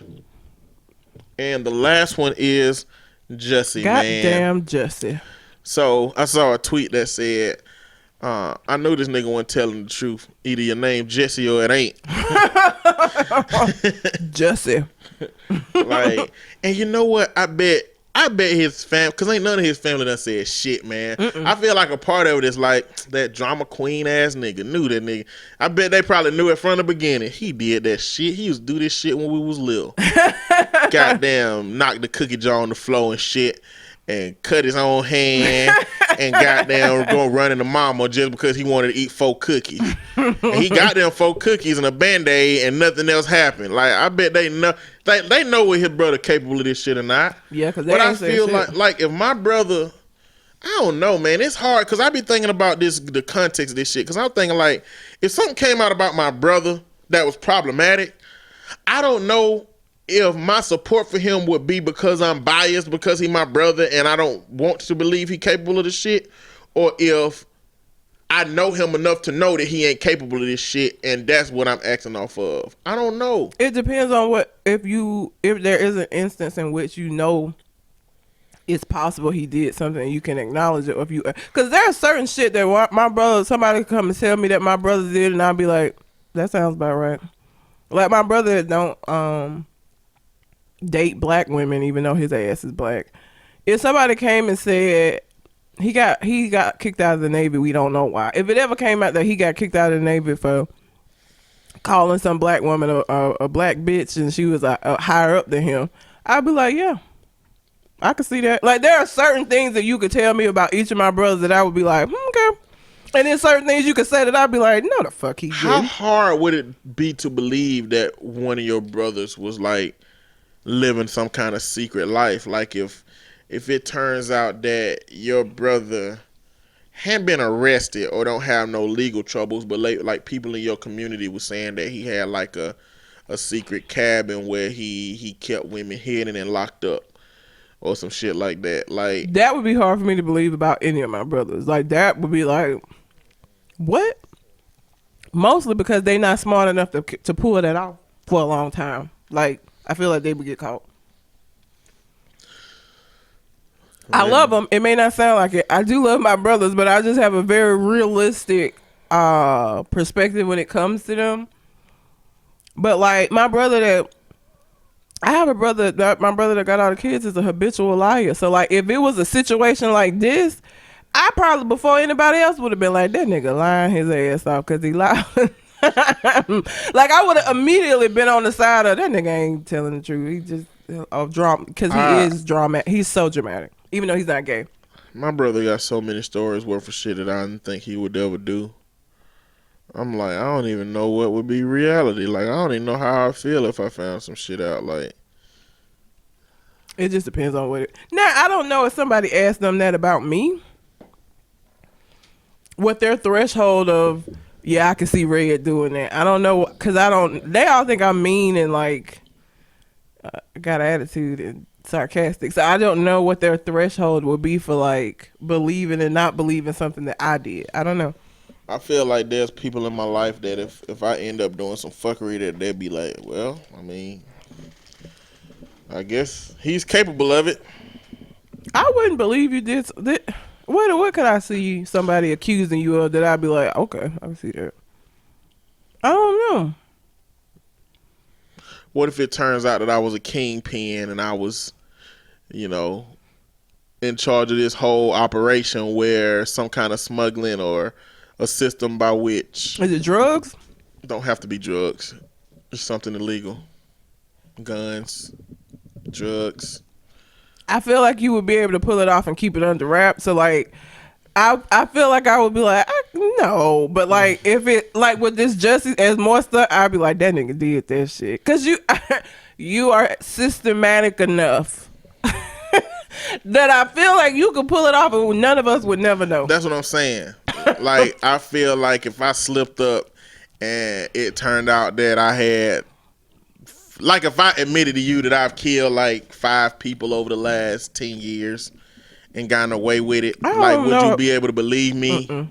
Not murder. But setting up some kind of illegal system that you benefited from, yes. Okay. But not murder. I can't see you murder, not rape. That's good. That just makes me closer to getting away with it with my friends. That is terrible. I'm just saying. That's the reality. What could you see me doing that somebody said that you would believe? Like, would you believe I buried a body? That I killed somebody and buried them and... I feel like you got a hard shell on the outside, but then you soft as toilet paper on the middle. I don't think you'll be able to stomach some shit like that. No, probably not. I feel like I would believe that you at some point like beat a man within to an inch of his life, put him in the hospital. Possible. I would believe something like that. Like Very if somebody, possible. if I was in the court system or something and I just happened somebody left me in front of their computer and it was a system where I can search your name. First off, I wouldn't search your name. I wouldn't search none of my friends' names. But like, I feel like if that happened, or if they were searching the system and they were looking for Jennifer and I saw your whole name go in and I was like, okay, well I want to see what that is. And I saw that you beat somebody within an inch of their life, I'd be like, that's fucked up, but she ain't got no love for these niggas out here. I tell you that right now. This is just verified. I believe something like that. Like, I believe that you would have done something emotional based off something wrong that somebody did to you. Yeah, I could. I believe that. Yeah, I could. Yeah, possible. But like this Jussie stuff, man, I guess I'm trying to figure, is there still room for him to be telling the truth? Because he's still holding on to it. He's still saying this is a sham. Although, this is not the truth. Recently, as like yesterday, I think it came out that he's claiming a drug problem, and I feel like he's setting up the foundation of I was on drugs when I said that. I already said at some point to somebody that this some high shit. This was some high nigga shit. They was like, man, we need to do something, man. My salary ain't high enough. What, man? If you had a job, what they do, man? In my job, if something happened to you, then the foundation they give you some money for that stuff, man. Well, maybe if I set up a hate crime for myself, then it'll bring awareness to these things that's going on, but then it'll make me more valuable on my TV show. Maybe that's the case.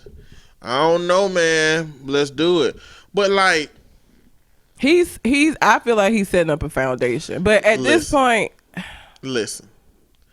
If this was a setup, Jussie is the dumbest nigga alive. He is. He ain't got nothing but paper trails, nothing but videos, nothing but checks written.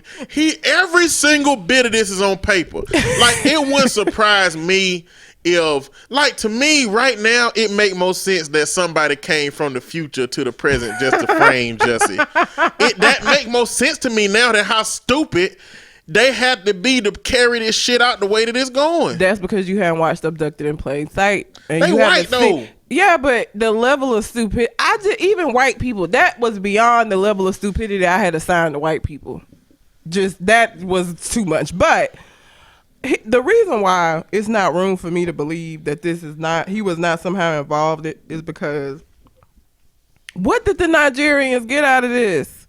Usually when somebody set somebody up, like, they rob them, they get money, like, because now he's saying that you read where the check is supposedly for them getting him into shape and shit. So they have been paid money. Now, unless that damn check bounced, if the check bounced, I could see them whooping his ass and maybe like that. But like, what did they get out of it? Like, what would the Nigerians get out of setting this whole thing up and just fucking with him? Like, normally people do stuff for some kind of a benefit. I don't see the benefit in this for them. For them to have just decided to just randomly do this shit for no goddamn reason. Like, in order for me to still feel like there's room for Jussie to be innocent in all of this, somebody gonna have to give me a valid motive for these Nigerians.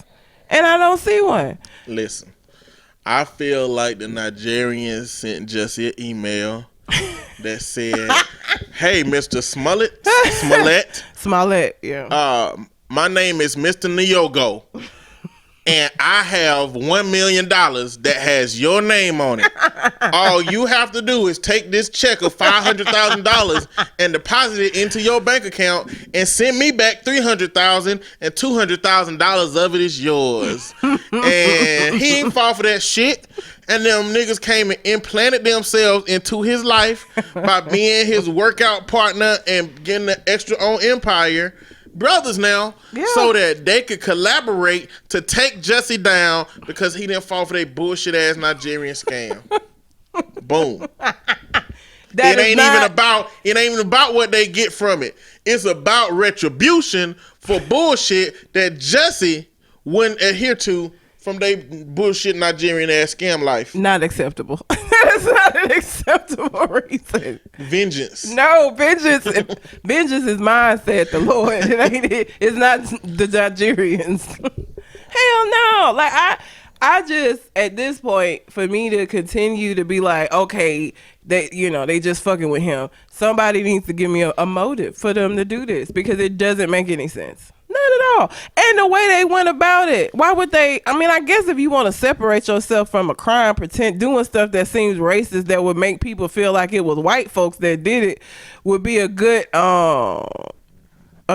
counter, like a measure to keep people from knowing it was Nigerians. But I just don't see what they got out of this for it to have just been something they concocted on their own. The only thing that's missing from the video of them buying all that shit is them looking at the camera and giving a thumbs up. That's the only thing missing from that damn video. This whole thing is fucking crazy. I'm tired of Jesse and the Nigerians and this whole goddamn thing at this point, because it's just so the whole thing. It's one thing to be a bad black person. How you be a bad black person and a bad gay person at the same time? Like, why didn't you just choose one? And you know what? If he would have just left the "Make America Great Again" part out of the dialogue, Trump would have never picked this shit up. No, it wouldn't even been on his radar. Now Trump done picked this shit up and using it. If you had to ask me before all this shit happened, what could happen in America that make life harder for black folks, I would have never thought a celebrity faking a hate crime on themselves would be the answer to the fucking question. But lo and behold, Jesse, that's the answer. Damn it, Jesse. Jussie Smollett. That's how we've been saying his name wrong. It's Jussie Smollett. Yeah, we've been saying Smollett the whole time. Yeah, it's fine. Whatever. Fuck him. I don't feel like I need to get his goddamn name But he right. got a lot of siblings. That's their last name too. Well, They act. sometimes you be, guilty by association. Nah, man. They do not deserve none of the bullshit for this little his motherfucking shenanigans. They do not deserve that bullshit. I hope they don't even take no heat from it. It's all their friends is calling on them and saying, "What's wrong with y'all brother? What he doing? What he doing?" Because I know right now, if my brother in Hollywood, if he ever get on TV, ever get a show and start wilding out, I'm gonna get 50 phone calls asking me what the hell wrong with my brother on TV because he stripped down butt naked in the middle of an award show and started running around. They gonna be like, "What's wrong with your brother?" I don't goddamn know. He won't answer my phone call. You see the shit just happened. The hell you calling me for? Yeah. I'm tired of that whole fuck him. That's where I'm at. I need to see the evidence. The absence of evidence is not the evidence of absence. Exactly. But that puts you at square one. That puts you at zero. It does. Which means you still shouldn't have an opinion on it. I need a motive for these Nigerians for this to make sense. That's what I want. For me to say, Man. You know what, Jesse, they really fucked with you, man. I need to have a legitimate, believable motive for the Nigerians. Because they gained nothing. I don't know. I feel like if he was going to use his substance abuse issues for his defense, he wouldn't have straight said that, "I'm not lying, I'm still telling the truth." Well, but like, why come out with they arrest you, you get charged, and now you got a drug that's why I feel like he mounting a defense, because the timing of him coming out with this supposed unless he trying to say he just started a drug problem when all of this happened, I don't see the point in mentioning it unless and what the fuck is a designer drug? Ain't ecstasy considered a designer drug? I don't know. Well, I guess Molly Because that's what Molly. he was asking the dude for. Yeah. He was asking him for designer drugs in the whatever the deposition. Mm-hmm. I don't know. Fuck Jesse. Jesse. I hate that. His name is terrible. Have you heard about what happened with Robert Kraft? Yes. Robert Kraft owns the New England Patriots, and he is being charged for a human trafficking and prostitution sting in Jupiter, Florida. Robert is currently a wanted man, as the police have already issued a warrant for his arrest. Robert is being accused of soliciting a prostitute on at least 2 separate occasions roughly a month ago. According to officials, there is body cam footage of evidence that has been gathered over the last few months. Robert will be charged with a misdemeanor and will have to appear in court. A misdemeanor? That's what this says. Well, rich white men can get away with so much shit in America. Man. They can, unfortunately. And the thing is, I don't think people realize, like, Taken is obviously a fictional movie, but they literally have places where rich men go buy young girls, like, that are being trafficked. Like, that little auction thing, that auction part of that movie, that shit happens. If you have the right amount of money and know the right people, you can get anything, including a little young white girl that you could take her virginity. Like, that's a real fucking thing that happens. So when I saw this, him being involved in a human trafficking thing, I was like, yeah, I can see it. Why the fuck not? He got enough money, and people with money do shit like that. Poor people don't be getting involved in this kind of shit. This is rich people's shit. Can't afford it. They can't afford it. You ain't in the group me for that. No, you're not. Cause you gotta know somebody that know, like, it ain't even something that you could just look up. You gotta know somebody that has the same predilection that you have and are able to get you in to an auction. Like, and fuck around and Google some shit like that on the incognito window. That shit say incognito, but if police don't be at your goddamn door in 20 minutes. Yep, you're not gonna be able to find that kind of shit on your own. What was that? What? That laugh. I don't know. That was like a Woody Woodpecker laugh. I can't even do it. I'm not gonna be able to do it. It sounded like again. a dolphin. That shit right there. It was faster than mine, but I'm not gonna be able to repeat it. I don't know. But at least the llama cough gone. It is. I ain't heard that in a while. That shit gone. I ain't even noticed when it left. Why was it a llama cough? It wasn't a llama. What animal was it? I forgot what you said. It wasn't a llama. Yes. Moose. It was the moose cough. That's correct. I don't know. It just went away. But I think it's like the weather is weird in Alabama right now, and my sinuses and allergies are acting up. And so I think what it is that shit be draining, and I may not necessarily feel it, but like if I laugh too hard, it aggravates some shit and I start coughing. So right now it must not be aggravated enough for the moose cough. I don't know. But you got the Woody Woodpecker dolphin laugh going on. That's okay. That's all right. But yeah, Robert Kraft, fuck him. I just, I know everybody has their kink, okay? And I get it. I do. But like, shit, some of these people's kink is just like. What'd you say your kink was? Asphyxiation? No, what? First of all, you doing the thing where you try to check and see if anybody's doing coke by offering as long coke. As you know. Because I never said anything about asphyxiation. Actually, you said you didn't want to know what my kink was. When I said I had a little bag of kink. Who was that said something? They commented and it was like I was Just talking about Words drugs. podcast. I do have a little bag of kink. It's not a big bag. It's not a duffel bag. It's a little carry-on. It's a little bag. Carry-on might be too big still. You keep making it a point to say everybody got their kink, and it's just they do. I don't feel like what you would define as kink it would be a kink. I think it just be regular shit that you have altered to be a kink. Like, I don't think you altered it to be a kink, but I think so that you can say you got a kink, you're visualizing this thing that's normal to everybody else as a kink, but it ain't nothing but regular shit. I don't think so. Not in this case. Maybe. I guess it depends on who I'm telling it to. Because if they have like high levels of kink, then yeah, it might be like, that ain't shit. I don't know. I guess it depends on who it is. But everybody does have kink. Their kink. Well, maybe not like, I don't know. I guess The people from 19 Kids and Counting. I mean, other than having babies, I don't know that they have any kink. I couldn't see Shooting the that. club up. That ain't kink though. Married people do that all the time. Maybe. So I don't. Now them I couldn't see. Like I feel like they just do missionary, and it's just so that they can have a baby. Maybe they got all the pictures of their kids on the wall watching, so they can have sex with the kids watching, but without them actually watching. That would be kink, and that would be fucking disturbing. Let's hope not. What if you dated a dude that had to have a picture of his mama in the room somewhere while I'm y'all not- was having sex? We're not ever having sex. That's fucking weird. That's weird. I ain't saying it ain't weird. I'm just saying.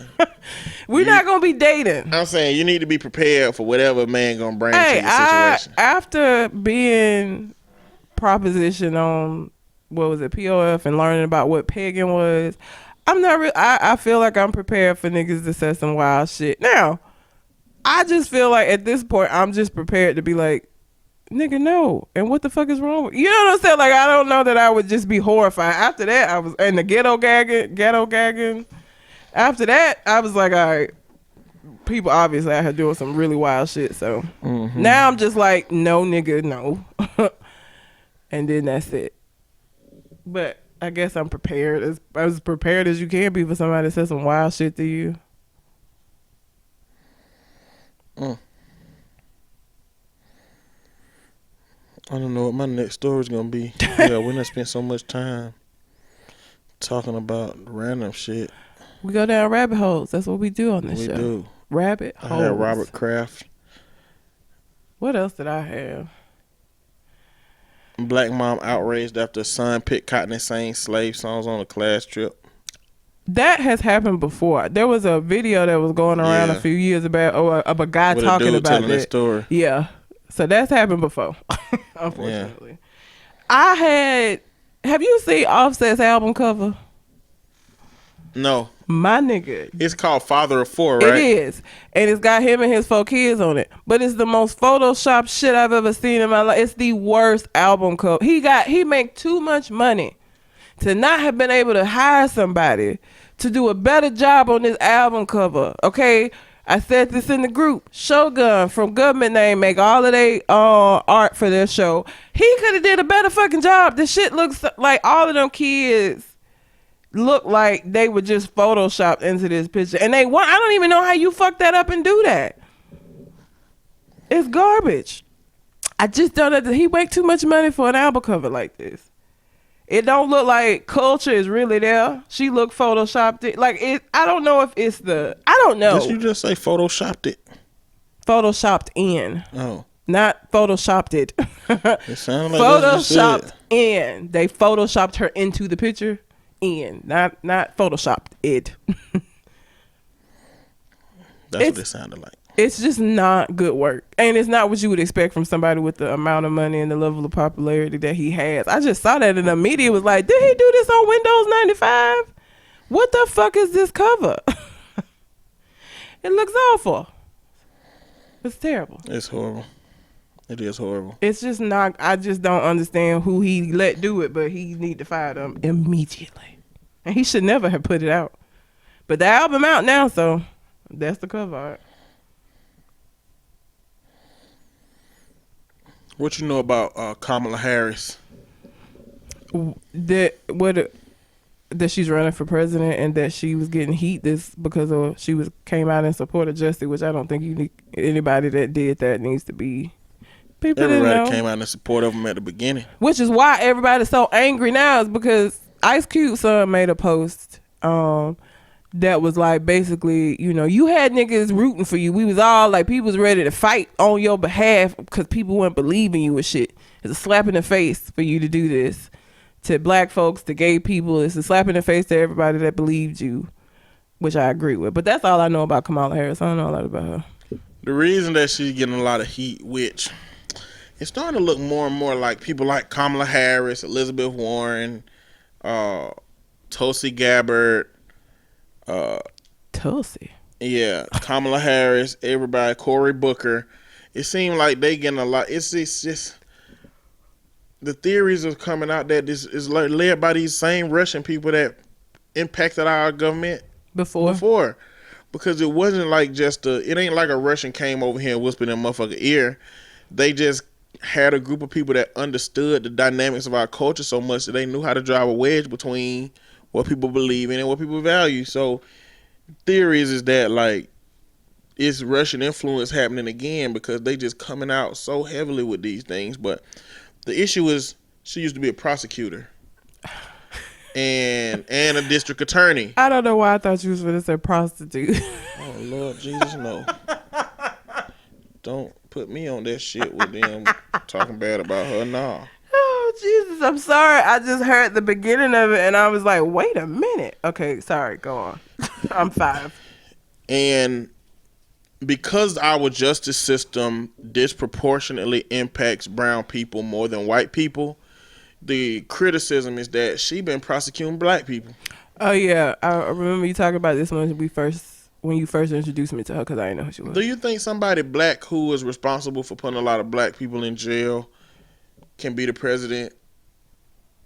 I mean,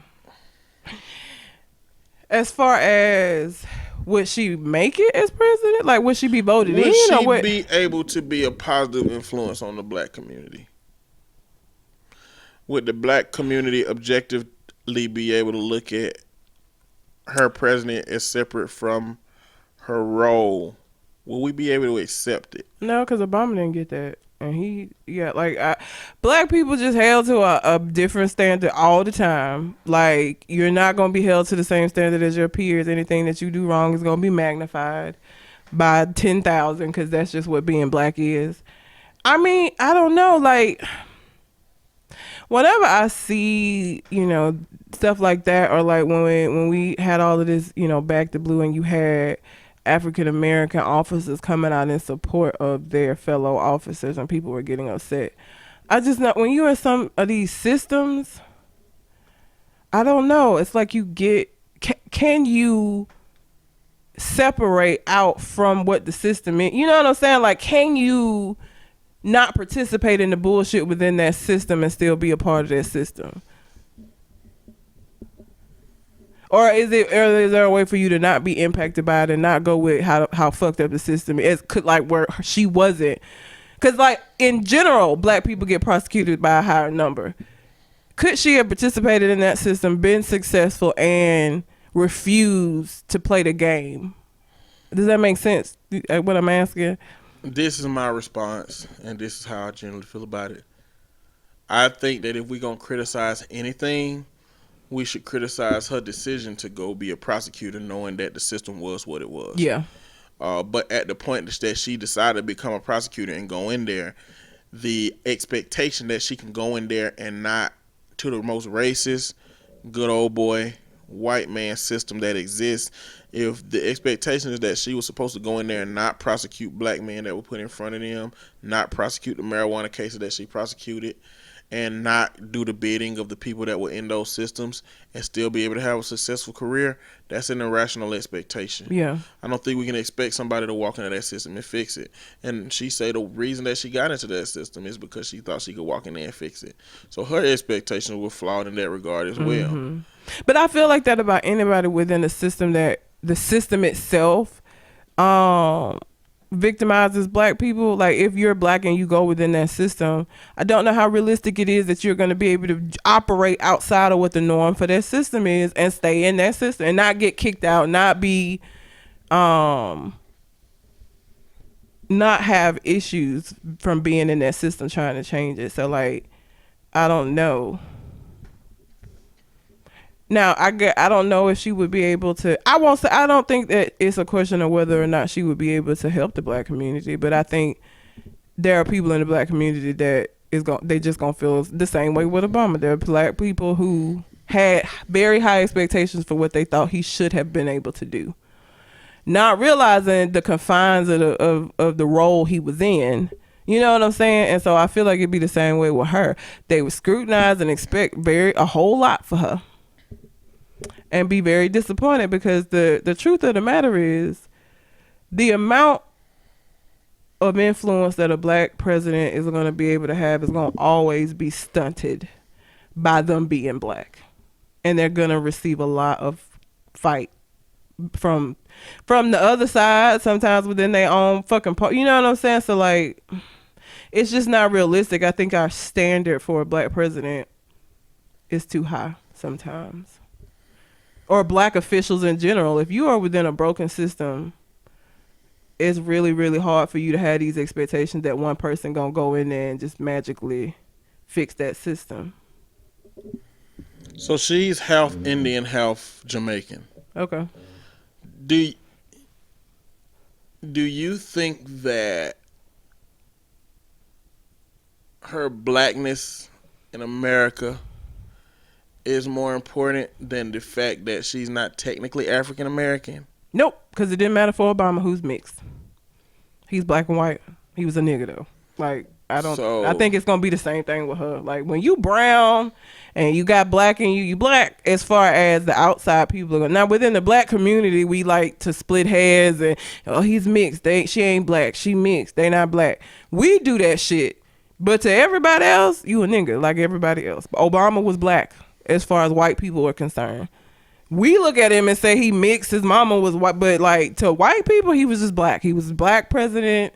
Kamala Harris is black. As far as other people gonna look at it. So, how you think that her white husband would be perceived? Not well in the black community.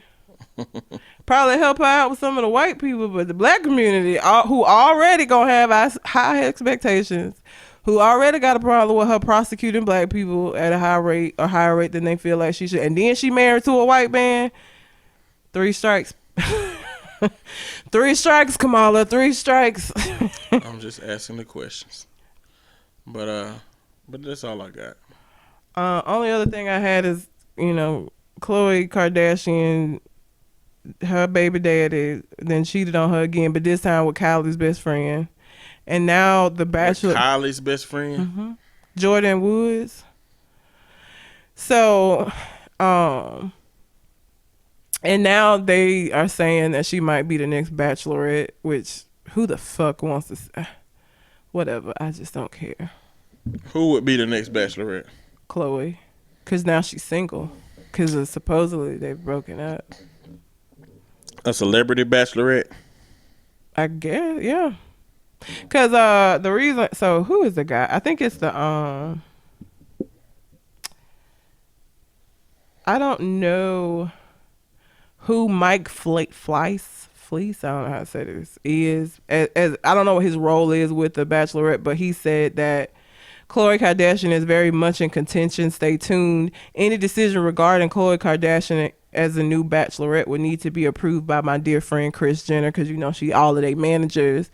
So she's being looked at. I don't know if they would do it, but I don't watch The Bachelorette because I think it's stupid and it's fake, and I don't even know why people even still give a fuck about it. I've never watched that show or The Bachelor, so I don't really give a fuck. But I do think it's fucked up that he had already cheated on her, right? Here's the thing. Here's what's ironic.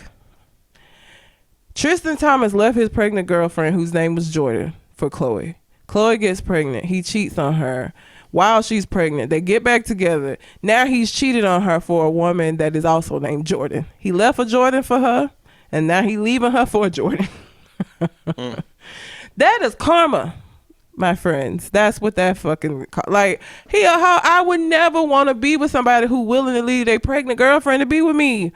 Why would I think I'm gonna be any different? I just don't trust that shit. Like, if you would do this to the bitch before me, you will do it to me. I don't believe I'm special enough that you're not gonna do it to me. That was just her. I don't look at shit like that. Mm-hmm. I look at it as, this is what you're capable of doing, which means that there is a chance that you will do this to me just like you did it to her, because at one point you liked her too. Now I'm new and you like me, but I'm gonna be old at one point. And with him, old is like, he don't be in relationships very long before he's stepping out of them shit. So this is the second time he cheated on her, and it's like, bitch, you surprised? He cheated on you while you were pregnant before you gave birth, just like he did with the other baby mama. So girl, bye. That's all I had though. Well, I guess that's it. All right. Unless you got anything else on your mind. Or you do not.